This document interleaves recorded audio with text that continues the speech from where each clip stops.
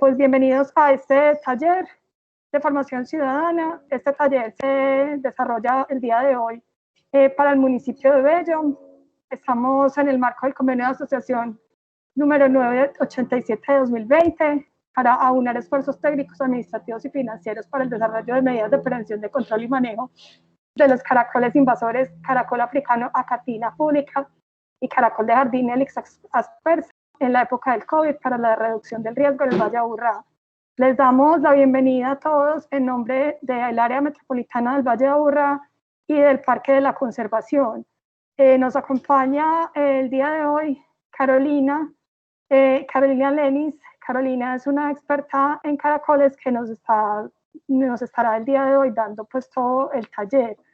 Quienes tengan preguntas, quienes tengan inquietudes, por favor, levantar la mano en la opción y yo voy a estar pendiente también. Si alguien tiene dificultad para que le salga el audio, entonces para transmitir las inquietudes que vayan posteando en el chat. Entonces sean bienvenidos, muchas gracias. Caro, adelante.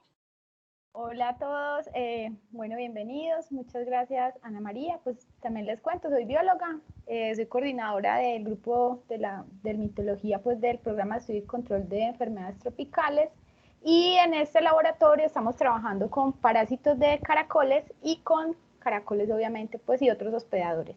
Entonces hoy les traigo una charla taller, ya se las voy a compartir. Ya la pueden ver. ¿Me están escuchando bien? Sí, claro. Listo. Identificación de caracoles invasores y sus riesgos ambientales, Acatina funica y Helix aspersa. Entonces, la dinámica del taller es la siguiente. Yo les voy a ir contando y en la medida que surjan inquietudes, pues levantan la mano. Ya Ana María, como moderadora, entonces les dará la palabra. Ustedes vayan preguntando y conversemos durante el taller. La idea es que sea dinámico, que resolvamos inquietudes y que también podamos tener propuestas chéveres para la identificación y el control de estas dos especies. Bueno, así de forma general, les cuento entonces. Primero voy a poner el indicador, momentillo, puntero, listo. Puntero, ¿cierto? Entonces, estamos hablando de especies invasoras, pero antes de eso, pues, vamos a hablar de un poquito de la distribución de las especies. Sabemos, por ejemplo, que en Colombia hay más de 58.000 especies nativas que están dentro de su rango de distribución natural, y aquí hay un ejemplo, pues, del oso de anteojos, que se encuentra especialmente, pues, como en la zona andina, pues, una especie emblemática colombiana, que no fue introducida por los humanos, sino que es su zona de distribución natural. Mientras que otras especies que son, además de nativas, que tienen como áreas específicas de distribución, por ejemplo, el loro orejiamarillo, que está asociado a palmas de cera y vive pues como en bosques de nieblas colombianos, se considera endémica de Colombia y creo que de otros lugares de Ecuador. Cuando nosotros empezamos a hacer movimientos de animales o de especies y plantas también, pues ahí es donde introducimos, traemos otras especies a Colombia, y estas especies se pueden denominar exóticas, alóctonas, foráneas, no nativas, trasplantadas, y llega a Colombia ya sea para consumo como mascotas o llegan accidentalmente y se establecen fuera de su área de distribución natural. Entonces, uno de los ejemplos también emblemáticos es el hipopótamo.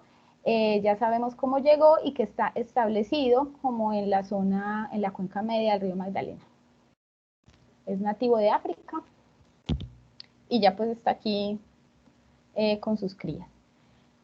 Finalmente, pues tenemos, además de que otras especies son exóticas, se denominan invasoras cuando, además de sobrevivir, se reproducen y causan impactos ambientales, económicos o de salud pública. Digamos que esta es una de las características de los caracoles invasoras, especialmente caracol africano. El caracol africano es nativo de Kenia y fue traído intencionalmente por los humanos. Ahorita les cuento un poquito más de esa historia, y en este momento se considera una plaga de cultivos y representa riesgos para obviamente pues para los cultivos, para la salud humana y animal. Acatina fúlica se encuentra en ese momento en toda Colombia. Entonces, en términos de biodiversidad, teniendo más de 58.000 especies registradas, de esas 922 han llegado a Colombia a través de introducciones, ya sea accidentales o no, o ya planeadas, y de esas 922, 22 se han declarado especies invasoras. De esas 22, hay 2 especies de caracoles con concha, porque solo voy a hablar de los caracoles con concha y no de las babosas, que son invasoras. Aquí son, digamos, los protagonistas de esta charla. Entonces, el caracol de jardín, Elyrax persa, y el caracol africano, Acatina fúlica. Entonces, les cuento, les voy a hablar un poquito pues, sobre los caracoles. Entonces, ustedes identifican a este sujeto, a este animal. ¿Es un caracol o no? La idea es que participemos todos. Quienes quieran opinar, levanten la mano o simplemente tomen la voz, porque la idea es que participemos, por favor. Adelante, David. Bueno, este es un crustáceo, es un cangrejo ermitaño, ¿cierto? Sí, es un cangrejo ermitaño que pues vive dentro de una concha que no es su concha, ¿cierto? Que no la produce él, sino que es la concha de un caracol. Entonces, ¿qué debe tener un animal para ser un caracol? ¿Qué características debe tener? Entonces, los caracoles se caracterizan por tener un cuerpo blando y una concha, o una concha grande o pequeña, dependiendo de la especie de caracol. En la parte blanda, los caracoles tienen una cabeza, en la cual tienen 2 pares de tentáculos, los tentáculos anteriores. Ay, disculpen un momento que voy a desactivar creo que se me quedó prendido aquí ahora sí, el WhatsApp, lo siento. Vuelvo a la presentación, ahora sí. Entonces les cuento que en la parte blanda tienen sus tentáculos anteriores, los tentáculos posteriores dependiendo de la especie, tienen 4 o 2 tentáculos. Siempre van a tener pues como las manchas oculares o ojos, y en la cabeza tienen además la boca. En la región de la boca, los caracoles ya pueden tener pues como barbelos, otro tipo de estructuras que le ayudan pues con el reconocimiento o atrapar las presas. Además, tiene pues como en la zona anterior el cuello y el pie. Y en esta zona de acá y dentro de la concha están los órganos, especialmente pues como los pulmones, el estómago y el hepatopáncreas, que es el similar al hígado, ¿cierto? Además, tienen una concha, cuando ellos nacen empiezan aquí en el ápice, empiezan a crecer en espiral hacia afuera, y cuando termina la espiral tienen la apertura donde ellos entran y salen y se guardan. Los caracoles tienen tapa que se denomina opérculo, otros no. Por ejemplo, este que es caracol de jardín no tiene opérculo. Y las conchas pueden variar a la especie en tamaño, forma, coloración y patrones de bandas, como este, por ejemplo, tiene patrón de banda, una banda negra con manchas amarillas, una banda café. Entonces, todos los caracoles se pueden diferenciar, en principio, por la conquiología, la forma, el estudio de las conchas. Caracol de jardín, pues se caracteriza porque tiene una concha globosa, redonda. Es una concha muy redondeada. Ya les hablé un poco de los patrones de coloración. Y en los individuos adultos, vuelvo al puntero, en los individuos adultos, los más grandes, la concha puede medir de acá hasta acá 4.5 centímetros, y dependiendo de qué tan grande, tan adulto esté, tener 4 o 5 vueltas a partir del ápice. Estos caracoles pueden poner las posturas normalmente en promedio están entre 80 huevos, pueden poner menos o más, que entierran en la vegetación, pues como en el suelo, digamos que a profundidad, no muy profundo, 1 centímetro, muy superficial, es la postura. Y se alimentan pues de plantas, básicamente les encanta comerse los cultivos, las lechugas, pues, y lo que la gente le pone a los huertos, ¿cierto? Ya lo vi. Este caracol, digamos que es uno de los caracoles de mayor consumo en el mundo, de caracol terrestre, que se usa con fines comerciales en Europa. Entonces, hay una industria de cultivo de caracoles, especialmente de Elis aspersa, que también lo llaman escargot, que se llama helicicultura. Digamos que en ese movimiento comercial, desde Europa ha llegado a diferentes lugares del mundo, y así los hombres el humano intencionalmente ha empezado pues como a llevarlo a otros lugares para suplir la demanda de alimento pues de caracoles en Europa. Llegó a Brasil en los años 70 y llegó a Colombia, pues de Brasil llegó a Colombia en 1970 más o menos, donde se establecieron cultivos de este caracol. Entonces, cultivos que están permitidos. De esos cultivos se fugaron algunos animales, y esos animales son los que ahora establecieron colonias en diferentes lugares del país, incluyendo en este momento en el área San Antonio de Prado. Entonces allá hay una invasión en un barrio. Por su parte, pues el caracol africano tiene una concha en forma de cono, por eso se diferencia de los otros caracoles. Es un caracol muy grande. Normalmente cuando encontramos un caracol en campo, puede medir 13 centímetros la concha, pero puede llegar hasta 20, que tiene entre 7 y 9 vueltas desde la punta o el ápice. Tiene un pie mucho más oscuro que el de Elis y puede poner, dependiendo del tamaño del caracol, entre 100 y 400 huevos. Entonces, este caracol es súper prolífico y es muy, muy agresivo en los ecosistemas y en los cultivos. También, en muchos países del mundo, es una fuente de alimento, y es, pues, como dice acá, es el comercio gourmet urbano, en Europa especialmente, ha hecho que la gente empiece a mover el caracol africano por diferentes lugares del mundo. Así entonces, como desde 1800 empieza a mover desde África a Asia, aquí por el tema de la Segunda Guerra Mundial, digamos que se movió más, y llegó a América más o menos en 1966, donde empieza a invadir las islas del Caribe, llegando a Brasil para también como un tema de helicicultura, y llega a Colombia por Amazonas. Creemos que fue introducido ya por temas de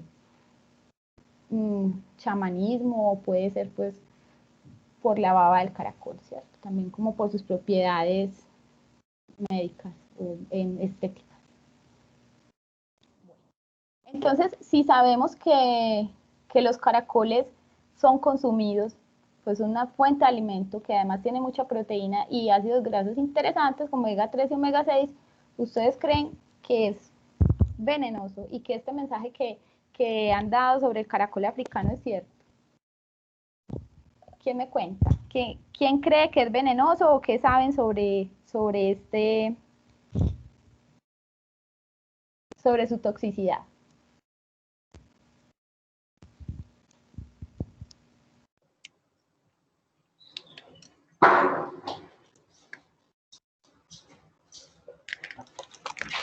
¿Alguien me quiere contar algo?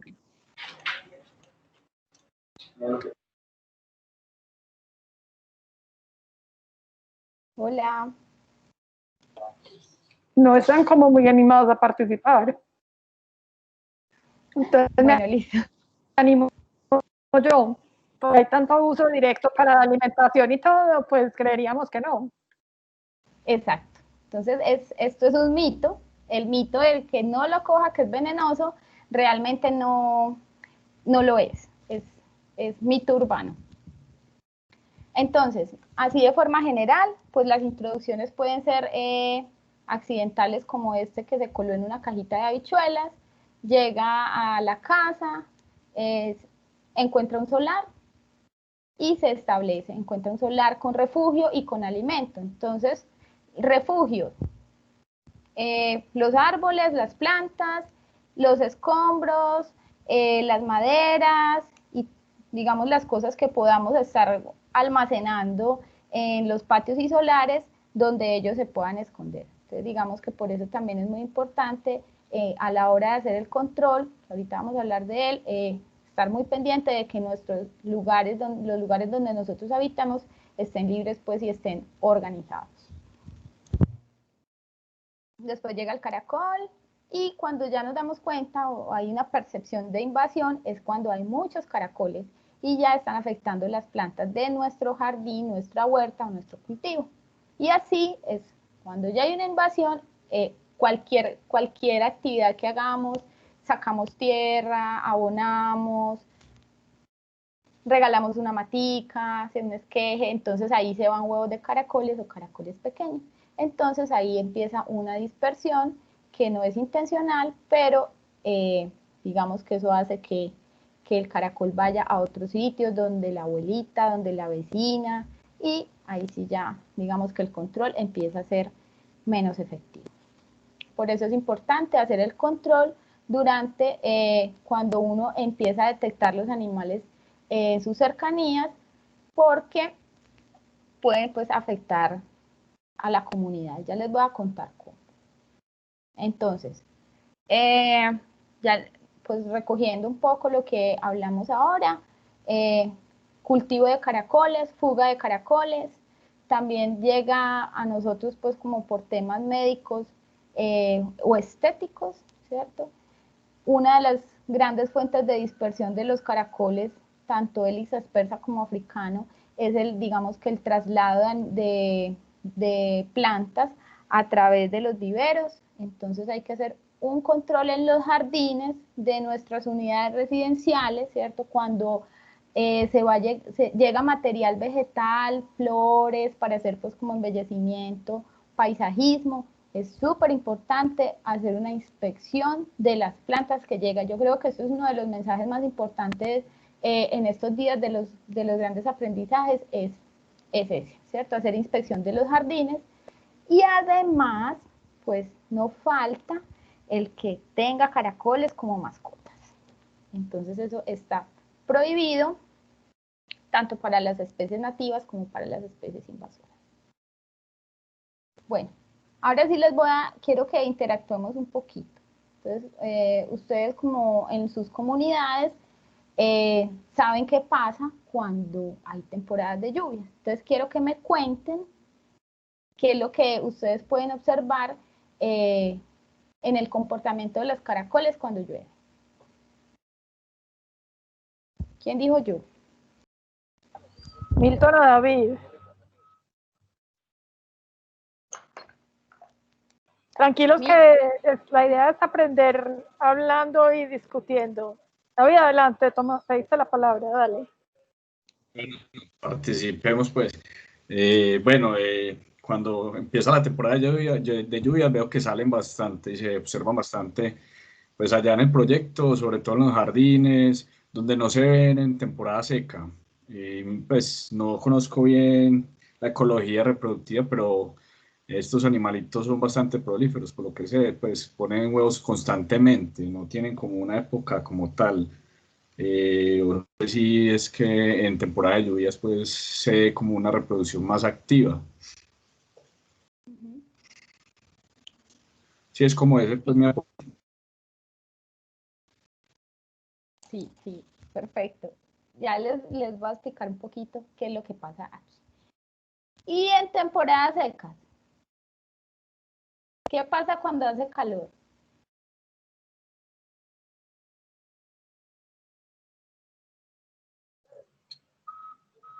Como no se atreven, entonces yo meto la cucharada. Por el riesgo de deshidratación, ¿se ocultan más o qué? Sí, entonces, en temporadas de lluvia, ellos son súper activos porque dependen de la disponibilidad de humedad y como su pie es muy húmedo, ellos necesitan, se deshidratan muy fácilmente. Entonces a ellos les encanta el agua, les encanta la lluvia, huelen, detectan la humedad y ahí mismo salen porque para ellos es como su clima ideal. Aquí está pues como los datos de la amplitud térmica ideal y de humedad pues a los que hay, de humedad a los que ellos pues pueden sobrevivir o pueden estar más activos realmente. Entonces ellos pueden en climas fríos hibernar, entonces lo que hacen, y en climas calientes estivar. El mecanismo pues es el mismo en ambos casos.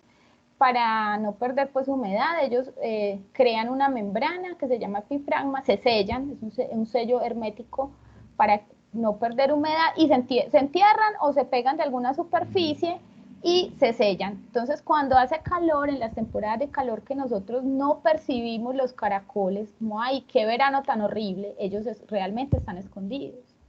Pero llueve un poquito y empiezan a salir, salen, se alimentan y se reproducen. Pero como estamos en, digamos que zona de trópico y con este clima tan cambiante, entonces ellos están aprovechando, además que estamos encerrados, para reproducirse. Yo creo que en este momento pues que ya estábamos en un pico de lluvia y este año con fenómeno de la niña, entonces peor aún para nosotros. Además, pues son de hábitos nocturnos, mientras nosotros dormimos, ellos están haciendo de las suyas. Profe, dime. profe, te pregunto, ¿ellos se sellan solamente por las condiciones de humedad o de temperatura? ¿O hay también otros factores que hacen que ellos se sellen? Sí.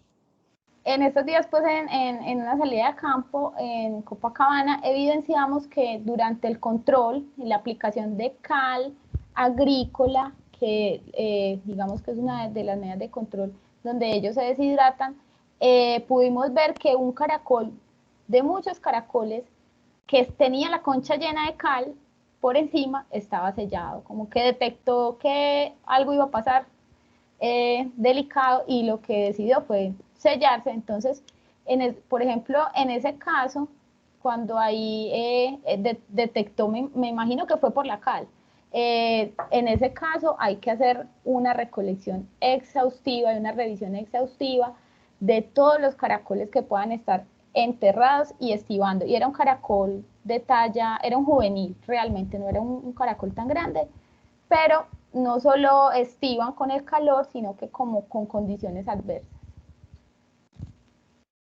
No tengo ningún otro ejemplo, pues, como que les pueda decir que estivan por otra razón. Listo. Hablamos, pues, de que los caracoles no son venenosos, pero aquí sí hay algo muy importante que quiero explicar. Entonces, ellos pueden albergar helmintos de varias clases, pero los más importantes en este momento aquí en Colombia son nematodos. Entonces son nematodos, todos pertenecen a los metastrongylus, y estos nematodos son parásitos generalmente pulmonares, aunque hay otros que pueden perderse en la migración e ir al cerebro, u otros pues que van a intestino y causa pues como la patología depende del lugar donde ellos se alojan. Entonces tenemos, esta es una publicación reciente, es del 2019-2020 creo, de unos investigadores colombianos quienes extrajeron nematodos de caracol africano de diferentes localidades de Colombia y les hicieron pues pruebas morfológicas y moleculares confirmando que caracol africano en Colombia puede albergar dos parásitos, dos tipos de nematodos que son parásitos pulmonares de felinos, no solo pues gatos, sino otro tipo de felinos, ¿cierto? Por ejemplo, silvestres. También de cánidos, hay dos tipos de helmintos presentes en Colombia. Y Angiostrongylus costarricensis, que es que es de ratas, ¿cierto? Que es el que le puede dar a los humanos. Entonces, cantonensis todavía no ha sido confirmado. Entonces, aquí lo que pasa con los parásitos es lo siguiente. En la medida que en nuestra comunidad nosotros permitamos que las invasiones, o sea, que llegue a un estado tal de invasión que además los caracoles se estén alimentando de heces de otros animales, ratones, zarigüeyas, cánidos, félidos, ¿cierto? Incluso también de aves. Entonces lo que va a pasar es que se van a establecer ciclos de parásitos, ¿cierto? Entonces, en la medida de que aumenta la población de caracoles, aumenta el riesgo de encuentro entre parásitos y humanos o entre parásitos y animales. También el caracol africano ha sido reportado, no en Colombia, sino en otros lugares del mundo, como en sus heces, por ejemplo, en un cultivo, en sus heces puede transportar cistos de creo que es un hongo, que produce la pudrición del cogollo en palmas. Entonces, esto está por estudiar en Colombia, no sabemos, palma de aceite en este caso, palmívora de palma. Entonces, es como otro punto por estudiar, es qué se está transmitiendo a través de las heces de los caracoles, ¿cierto? Entonces, en la medida que haya más número de caracoles, pues los riesgos aumentan. ¿Tienen preguntas respecto a los parásitos?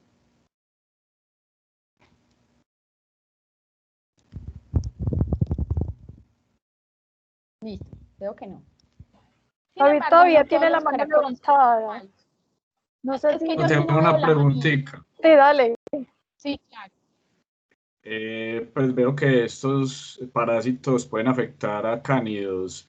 ¿Qué se sabe de cánidos silvestres como Cerdocyon tobus, por ejemplo? Porque en la planta los tenemos y al parecer ellos también se comen estos caracoles, porque he visto pues como algunos depredados, tanto por zarigüeyas como por los zorros.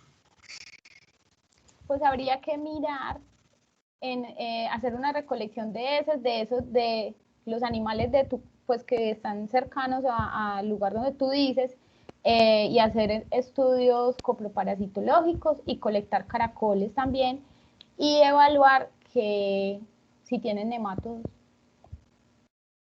Eso es un trabajo por hacer. Pero es posible, sí. Gracias. Ok. Bueno, les estaba contando también que no todos los caracoles son digamos que, hospedadores de elementos peligrosos o digamos de parásitos. Pues, el papel de los parásitos digamos que en la vida es controlar poblaciones de hospedadores, o sea, tienen un rol ecológico súper importante. Por ejemplo, ese caracol, que es caracol manzana, que es un caracol nativo colombiano, porque hay muchas especies de caracoles manzanas nativos colombianos. En este caracol, en San José del Nudo, en la estación piscícola de la Universidad de Antioquia, encontramos que ellos estaban asociados sobre su concha, caminaban unos helmintos, pues, vivían unos helmintos y ponían huevos y se reproducían. Entonces, cuando evaluamos qué helmintos eran, nos dimos cuenta que era una nueva especie de helminto. Entonces, los caracoles nativos, por ejemplo, están asociados a parásitos estos no son parásitos, a helmintos que todavía no conocemos. Esto es una relación comensal entre estas dos especies. Entonces, digamos que todavía está por estudiar la diversidad de helmintos que están asociados a los caracoles de Colombia. El problema es que con los caracoles invasores, pues, que son famosos en el mundo por albergar helmintos, pues ya hay una alerta. Pero todos los caracoles son susceptibles o están asociados a alguna clase de helminto. Pero entonces, una pregunta, con la llegada de los caracoles invasores, ¿también hay riesgo de que lleguen estos helmintos que podrían potencialmente comprometer las poblaciones de estos organismos aquí también de manera silvestre, o eso todavía no se ha llegado a estudiar tan en detalle? Pues normalmente lo que se dice de algunos caracoles invasores, lo que se sabe es que sí afectan otras poblaciones de caracoles. Entonces, por ejemplo, ¿qué pasa con Megalobulimus, que es uno de los caracoles terrestres más grandes que hay acá en América? Es que los recursos que están en el ambiente son consumidos por caracol africano y desplazan las poblaciones de megalobulimus. Y megalobulimus, los megas, ponen muy pocos huevos al año. Por ejemplo, esa especie tan grande pone 2 huevos cada año. Entonces, lo que hace, si desplaza las poblaciones, entonces digamos que las puede extinguir localmente. Otros caracoles que son también nativos pueden poner más huevos, entonces digamos que no se ven afectadas tan rápidamente, pero sí puede afectar poblaciones de caracoles. Pero que haya transmisión de mintos entre caracoles, pues no está estudiado. Realmente no sabemos qué está pasando a nivel de parásitos.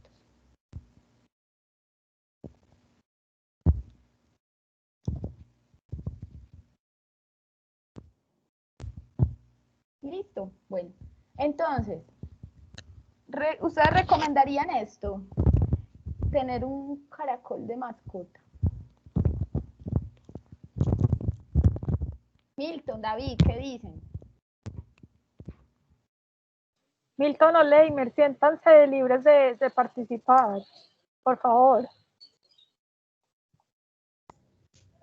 Hola, profe. Hola, yo ya participé, pero pues yo diría que, pues a esa pregunta, es que todo es como un proceso de calidad, profe, también, ¿cierto? Pues yo diría que ya como nos lo estás explicando, diría que sí, ¿por qué no?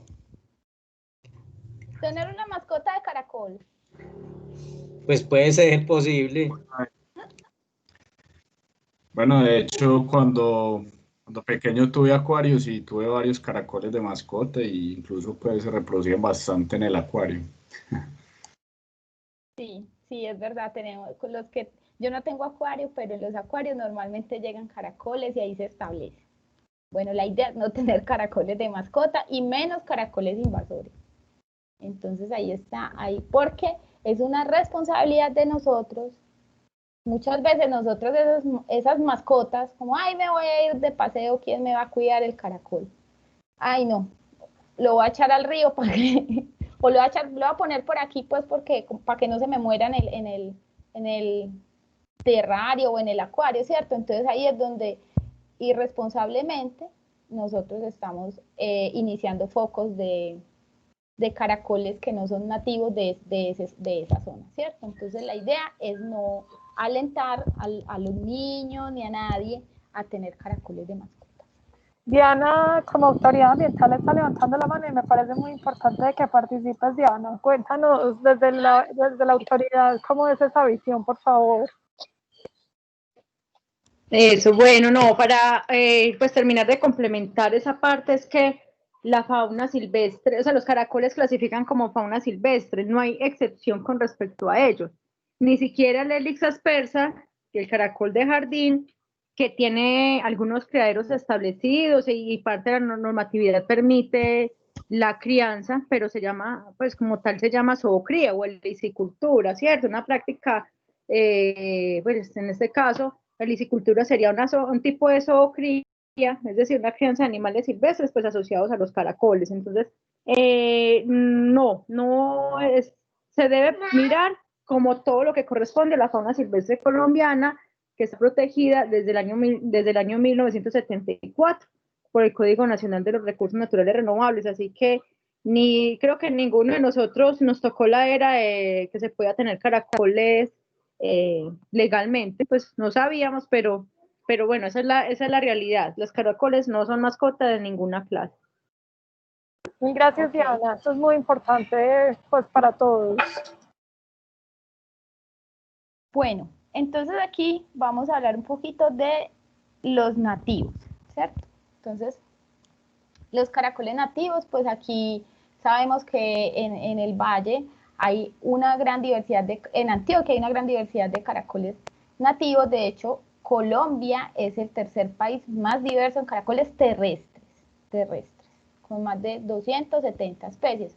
Muchas de esas son descritas, o sea, la localidad tipo es Antioquia. O sea, en la época de la colonia, los naturalistas llegaban, colectaban las conchas, por allá en 1700, y localidad Titiribí, ¿cierto? Localidad San Antonio de Prado, o sea, hay muchos caracoles que las localidades tipo son estas, entonces son más aún pues como conservarlos en su lugar de origen o de donde se describen es muy importante. Entonces, les voy a contar qué va a pasar con estos caracoles o cómo vamos a aprender a identificarlos.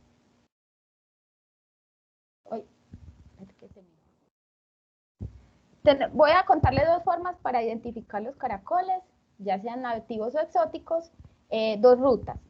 Entonces, una de las rutas es que nosotros podamos acceder a los reportes de los científicos ciudadanos, que hay 3 plataformas donde nosotros podemos hacer estos reportes. Afortunadamente, son 3 plataformas que se conectan, entonces cuando haces un reporte en una de las plataformas, ese reporte puede ir a las otras 2. Entonces, es un ejemplo de búsqueda de Megalobulinus, y me salen aquí las fotografías de los reportes de científicos ciudadanos, que pueden ser niños o adultos. Entonces, aquí les voy a presentar algunos caracoles nativos de Antioquia. El primero es el caracol de boca rosada, Megalobulinus oblongus, súper emblemático, está aquí en Antioquia, en muchos lugares, pero es uno de los, este es el que pone 2 huevos al año, ¿cierto? Este es el que tiene, está muy aporreado sus poblaciones con las especies introducidas, y es un caracol muy hermoso además, y es muy grande, tiene un pie muy grande y es fácil de identificar. Otro caracol, este es un reporte ciudadano, aquí en estas, como en las letricas, es con los números de ocurrencia, ¿cierto? Hay que dar pues como respetar esos reportes, dar los créditos de los reportes.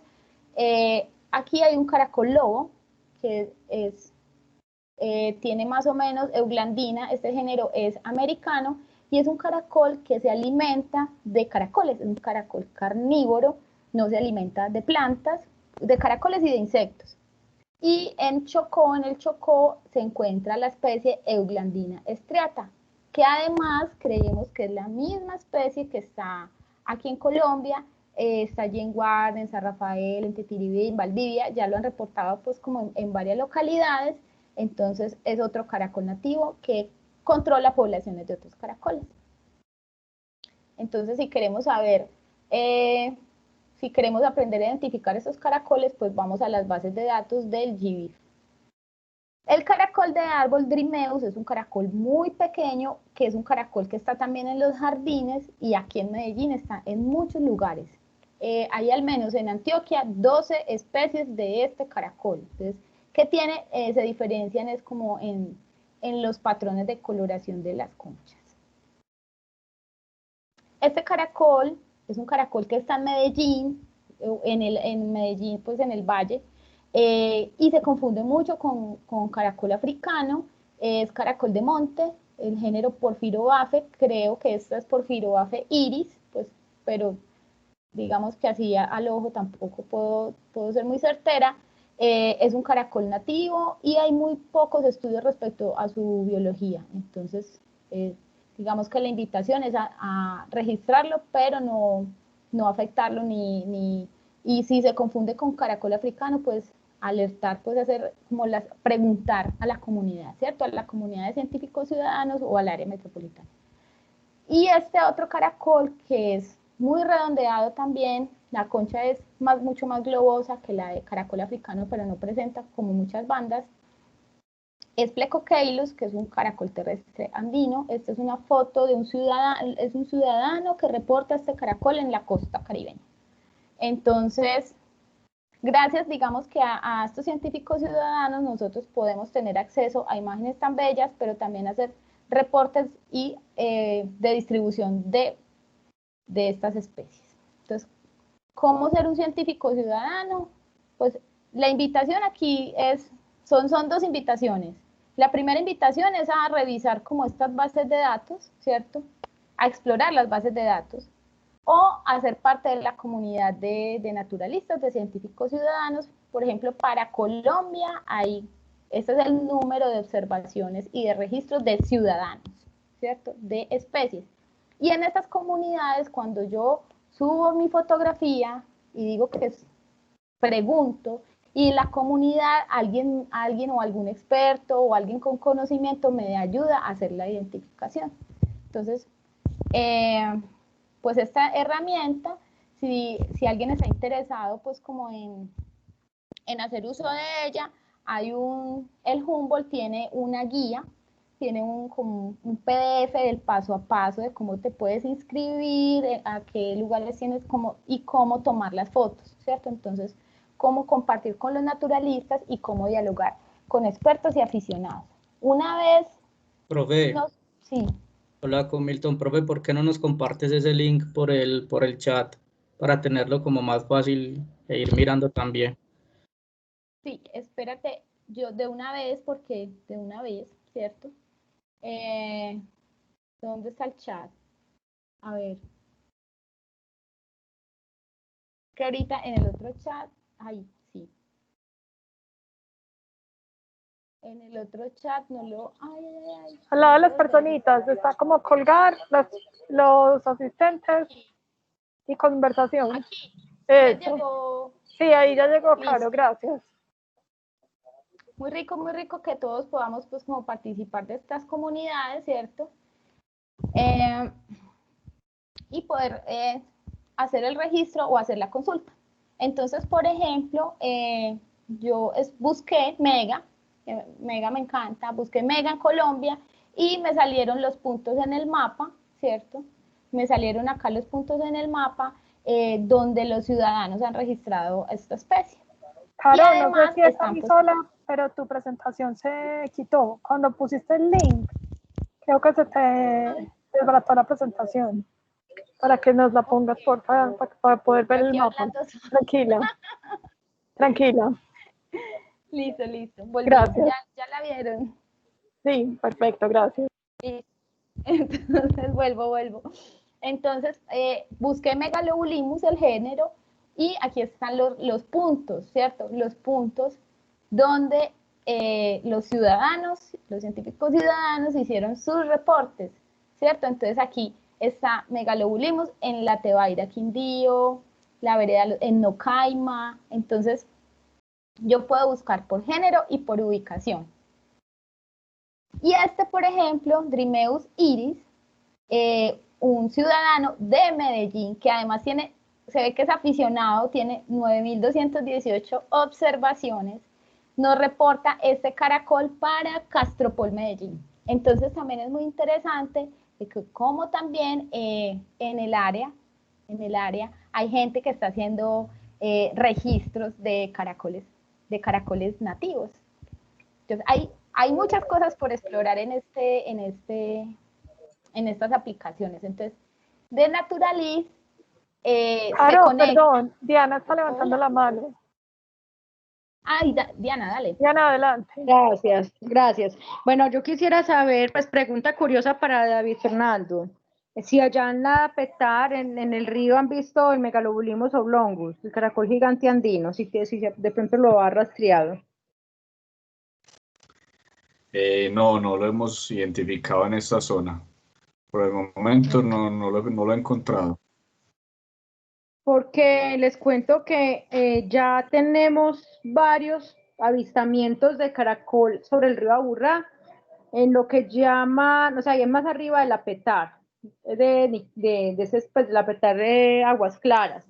Lo hemos visto en el sector del barrio Las Vegas y el barrio Fontidueño de Bello. Ambos están sobre la ribera del río Aburrá y límites con Machado, o sea, muy próximo a donde está el área de influencia pues de la Petar. Entonces, ya me parece muy interesante esa relación entre Las Vegas del río Aburrá, la propagación del caracol africano como especie invasora y la presencia del caracol gigante andino Megalobulimus oblongus. Voy a estar más pendiente porque ya con los registros tan cerca es posible encontrarlo. Te voy a pasar unas fotos que ahorita tomamos por allá arriba, muy cerquita ahí donde estás y sí, pasa que es necesario ser muy observador, pues, o sea, dedicarse pues a colectar, ¿cierto? Porque uno no está pues dedicado solamente a eso, al tema de los caracoles. Y pasó pues que estábamos como en esa función y entre esas había un chico, precisamente un intérprete ambiental del Parque de la Conservación, y él fue el que los detectó. de los dos individuos que detectamos fueron por él, porque estaba pues como muy atento a esa colecta, no colectar por colectar. Entonces fue muy interesante esa observación, además de las otras observaciones años anteriores, como les dije, en el sector del barrio Las Vegas, que también es sobre Las Vegas del río Aburrá, ahí en ese sector. Entonces, bueno, no, ahí yo me quedo con la inquietud y se las comparto. Súper, Diana, muchas gracias. Listo. Bueno, entonces continúo con Naturalis. Entonces estos científicos ciudadanos que publican en Naturalis, luego esa información que ya está depositada en Naturalis llega al Humboldt a través de la Red Nacional de Datos Abiertos sobre Biodiversidad y es un registro nacional. Se convierte en un registro nacional y el CIP está conectado con GBIF, que es la Infraestructura Mundial de Información de Biodiversidad. Entonces ese registro que se vuelve local, se vuelve nacional, termina siendo mundial. Entonces, muy chévere poder participar pues como de estas iniciativas, publicando o revisando. Es la invitación. Bueno, cambiando un poquito el tema, entonces, ¿qué mitos conocemos sobre los caracoles invasores? Leimer, Milton o David. ¿Qué han oído por ahí de los caracoles invasores? Además de que son venenosos.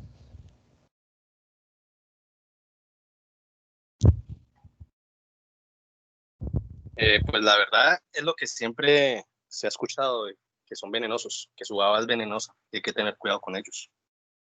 Okay. Bueno, hay varios, ¿cierto? Una es que es milagrosa esa baba de caracol. Entonces, bueno, eso es más como para las chicas que somos un poco más vanidosas, pero bueno, también hay hombres muy vanidosos. Que entonces lo que hacemos es, lo que se hace es como, ay, bueno, directamente la baba de caracol, entonces no. Si se va a utilizar baba de caracol, que sea a través de un producto certificado por el INVIMA y no de esos productos pues que están vendiendo por ahí en la calle a 10.000, que además uno no sabe qué contienen y que pueden estar pues explotando estos caracoles.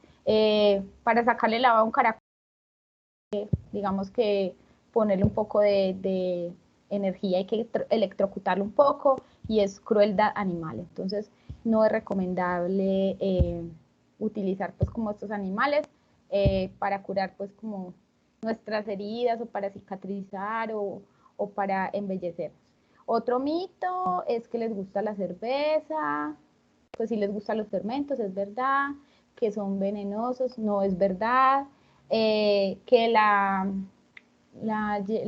cáscara del huevo los corta, no es verdad, no sé si se me pasa algo más.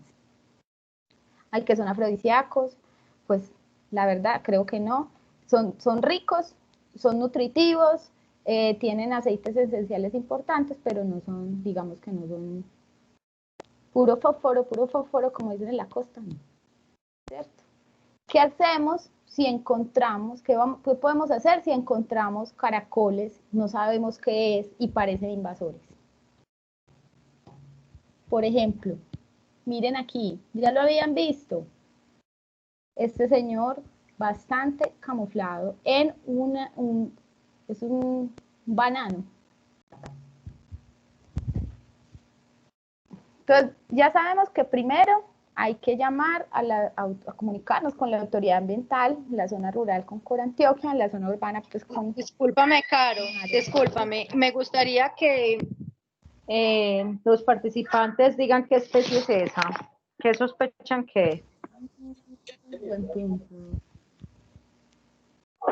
Si eso no invasora primero. ¿Quién se atreve? Sin miedo que aquí no regañamos a nadie.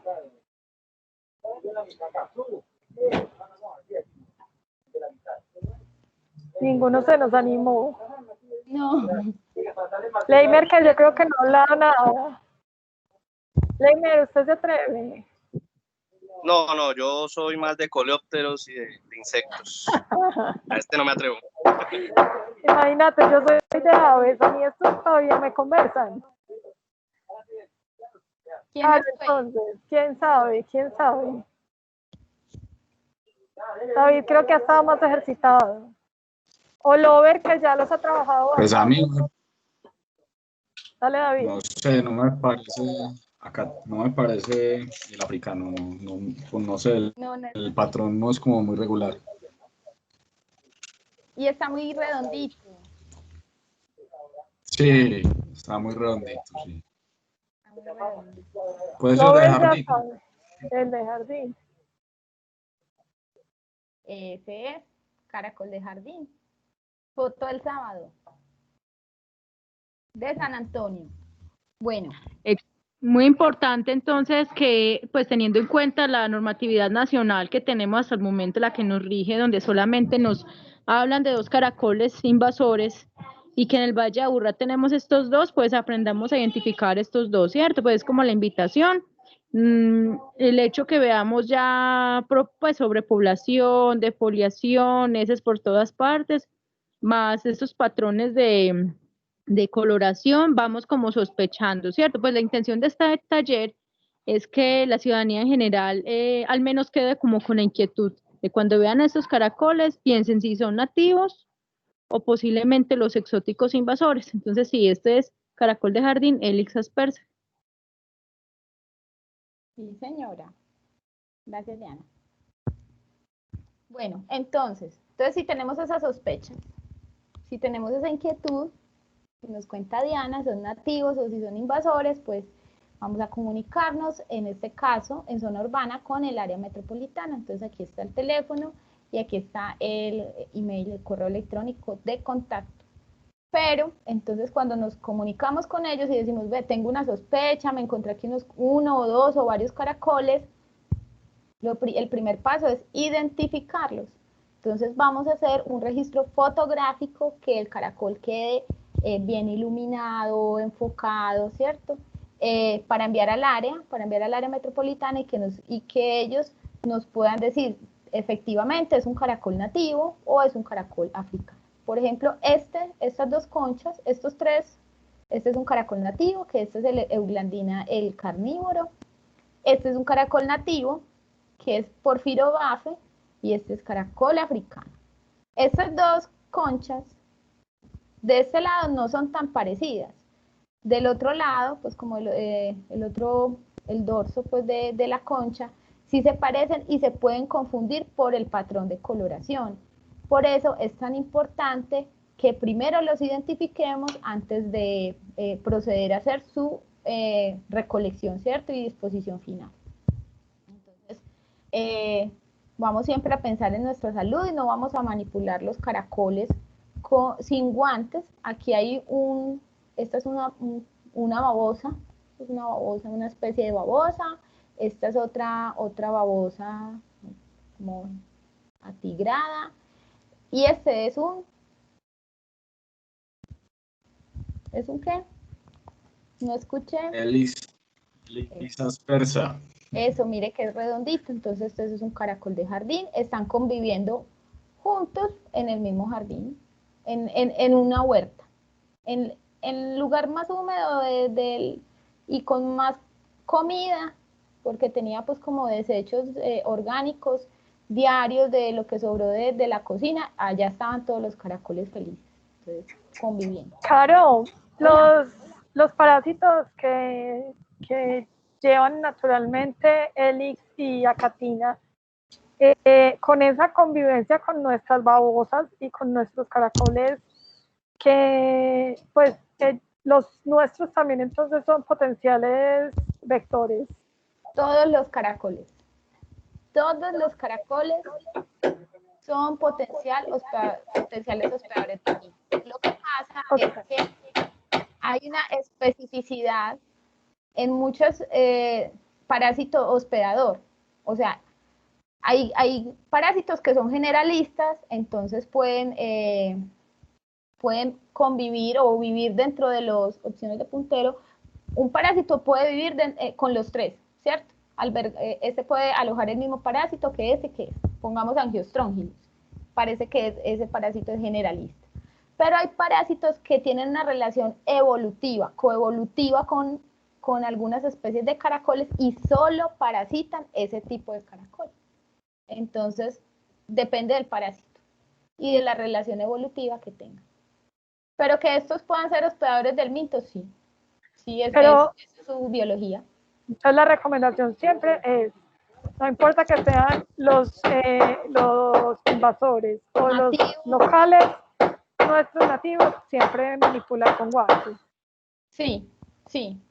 Entonces, por ejemplo, es como la historia de un chico que en una apuesta con unos amigos se comió una babosa.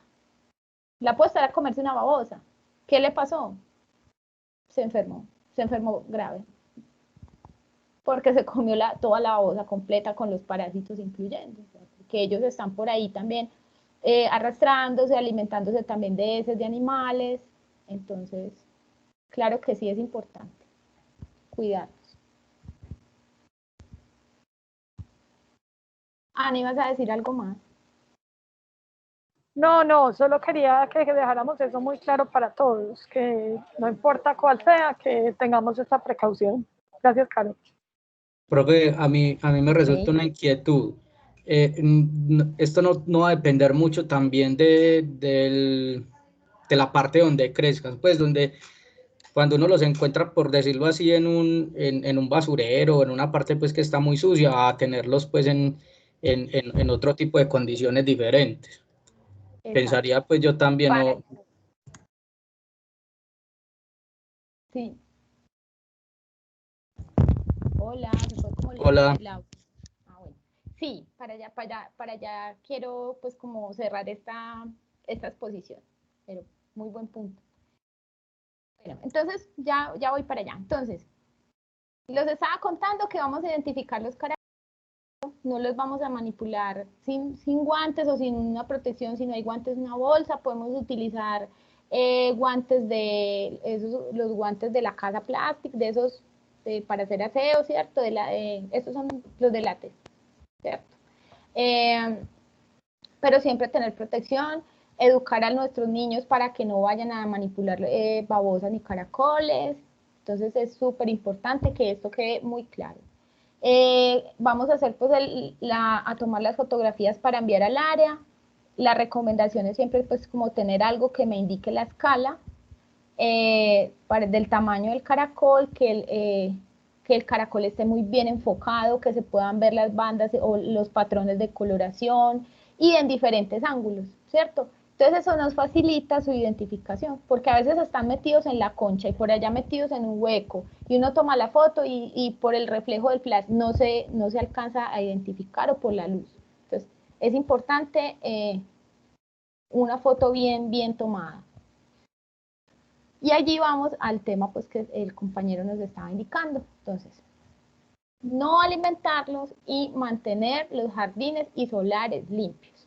Entonces, ya sabemos que en las huertas hay foco de caracol, pero además donde hay escombros, donde hay palos, pues como cosas ahí mal puestas, basura, escombreras, son los lugares favoritos para ellos esconderse en el día, ¿cierto? Es muy importante tener nuestros jardines, huertos y cultivos limpios para entonces hacer pues una detección rápida y evitar que se establezcan y se escondan. Entonces, por ejemplo, el jardín estaba muy lindo. Esto estaba en un jardín, el jardín estaba muy bien decorado, todos los ladrillos estaban organizados y sobre los ladrillos las materas, pero dentro de los ladrillos, adivine quién, nuestro señor caracol de jardín. Entonces, también pues como cerciorarnos de que esto esté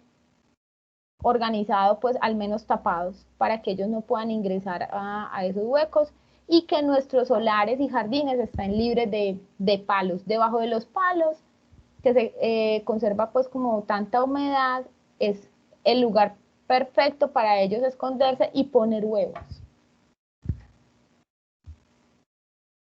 Además, también es muy importante para evitar la transmisión de parásitos, contarle a la gente que es importante ser responsables con las heces de nuestras mascotas. Entonces, en un lugar donde no hay recolección de heces, ¿cierto? En un lugar donde se acumulan basuras, escombros y hay heces, ese es el sitio ideal para que los caracoles se reproduzcan. Es el sitio ideal para que aumenten las tasas de contacto entre los ratones parasitados y los caracoles no parasitados, se parasiten los caracoles y luego se parasiten nuestras mascotas, los animales silvestres o nosotros. Entonces, el aseo en nuestras zonas donde habitamos, ¿cierto? En nuestras casas, en nuestros jardines, es súper importante para evitar transmisión o riesgo, para disminuir los riesgos de transmisión de las enfermedades. Claro, prevención. Dime. Por ejemplo, como está tan de moda que en las zonas urbanas estamos promoviendo el uso de las pacas digestoras y el compostaje, ¿cuál es la recomendación respecto a tener pacas y composteras con la presencia de los caracoles? No, pues que las composteras con presencia de caracol, eso es un caldo de cultivo. Pero si usted va a hacer un tratamiento, por ejemplo, con cal agrícola, ¿cierto? Entonces ahí ya se disminuye el riesgo. De todas formas, sigue siendo para mí las composteras, sin hacer un tratamiento del material, es un caldo de cultivo de caracoles. Ellos ahí encuentran, yo creo que sería el reino de los caracoles. Entonces sí, la recomendación es si se detecta caracol, avisar. Y si se confirma que son invasores, hacer tratamiento inmediatamente con cal agrícola. Y hay recolección manual. Las pacas, no sé, las pacas son las que se llenan con las cuadraditas. Son como cuadraditas, las cuadraditas, sí, claro. Sí. Pero esas se sellan. No, esas también son abiertas y a la intemperie. Son un poquito más compactas, pues, pero recogen humedad. Claro. Si recogen humedad, sí. Es posible también. Sí, es que estamos obviamente promoviendo algunas prácticas que son muy buenas y muy necesarias, pero que debemos estar atentos. Pues, o sea, mi orientación de haber preguntado es más de mantener control sobre esas prácticas, que son prácticas buenas, pero que tengamos pues muchísima precaución. Claro, ¿cierto? Pero por ejemplo en una compostera, en un lombricultivo, pues como en esas estrategias, eso atrae ratones, atrae zarigüeyas, ¿cierto? Entonces ahí es donde se encuentran todos. Entonces sí es un riesgo. Bueno, no, con esto quiero cerrar pues como esta charla, invitarlos pues a que sigan las recomendaciones, que puedan hacer pues como uso de estas plataformas de biodiversidad, ya sea para su consulta o para que ustedes hagan sus registros como científicos ciudadanos, que se encarreten con el tema, que reporten los caracoles tanto nativos como invasores, si tienen dudas al área, ¿cierto? No dejar que se nos llene estomas de caracoles, y hacer pues como los controles con las medidas de bioseguridad, pues para protegernos nosotros, pues también cuando hacemos las colectas, que comuniquemos la presencia pues de estos animales y que seamos muy organizados en nuestros hogares y en nuestros solares y en nuestros patios y en nuestros jardines y nos organicemos con la comunidad para recoger también pues como no alimentarlos, sino recoger las heces de las mascotas.